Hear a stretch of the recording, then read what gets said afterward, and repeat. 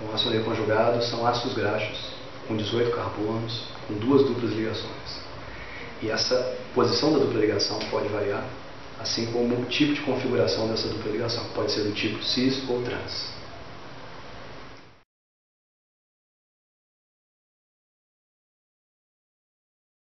Bom, o interesse pela comunidade científica começou há mais de 20 anos atrás, quando, acidentalmente, quando 2 pesquisadores estavam estudando as propriedades carcinogênicas da carne bovina grelhada. E, acidentalmente, eles descobriram que, na verdade, existia um componente ali que tinha atividade anticarcinogênica. Essa foi a primeira grande descoberta a respeito das propriedades funcionais do ácido oleico conjugado. Então, a gente tem trabalhado em 2 frentes. Uma é mudar a alimentação da vaca, incluir determinados ingredientes na dieta dessa vaca que possam aumentar o teor de CLA no leite. Uma outra linha de pesquisa é, a partir desse leite produzido, que tem um alto teor de CLA, a gente produzir uma manteiga, que é onde esse CLA está, já que o CLA nada mais é do que um ácido graxo, ou seja, é um componente da gordura do leite. E essa manteiga, então, é incorporada na ração de animais de laboratório, para a gente avaliar o impacto desse CLA, o impacto na ingestão desse CLA em modelos de doenças, como, por exemplo, Alzheimer, aterosclerose e outras doenças de interesse.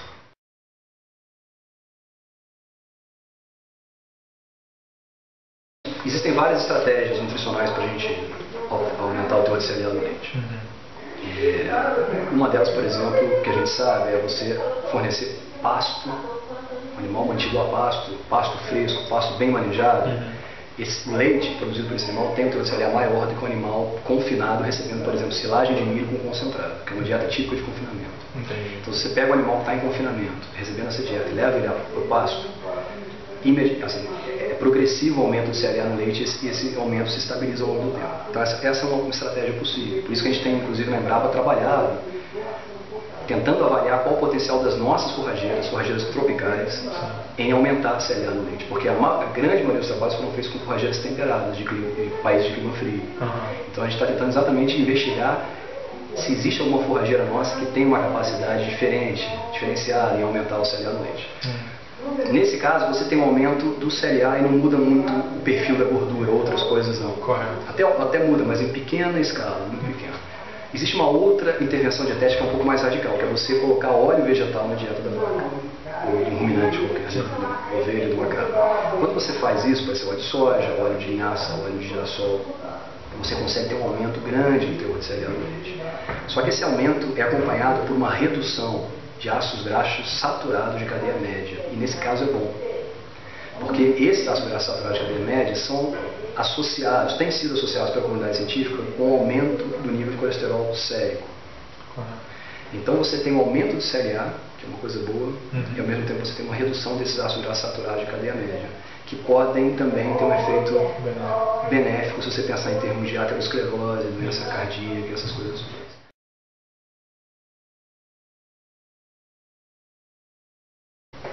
Bom, como eu falei para vocês, o CLA não é uma molécula só, é uma mistura de isômeros, né, que tem como característica comum a dupla ligação conjugada.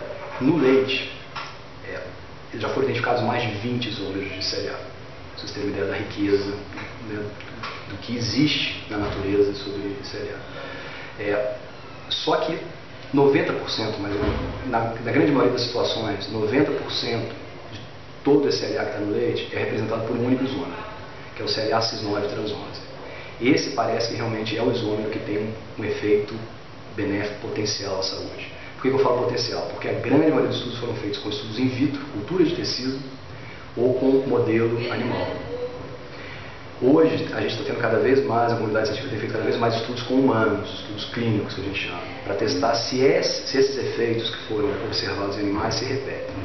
Então hoje, quais seriam, além do efeito anticarcinogênico, realmente esse é o efeito mais marcante que a gente conhece do CLA cis-9 trans-11, que é esse isômero que está no leite, 90% de todo o CLA no leite é desse isômero, seria o efeito anti-aterogênico, ou seja, reduzir a formação de ateromas, que são aquelas placas que entopem as artérias e podem causar infarto ou um derrame, por exemplo.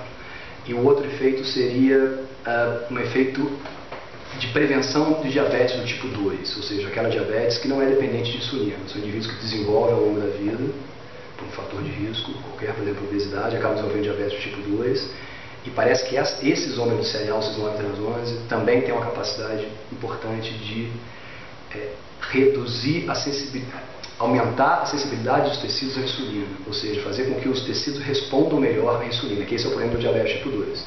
A insulina está sendo produzida, mas as nossas células não conseguem responder à insulina. Então o cereal parece ter uma capacidade de fazer com que a célula reaja melhor à insulina, ou seja, a gente chama isso de reduzir a resistência dos tecidos à insulina.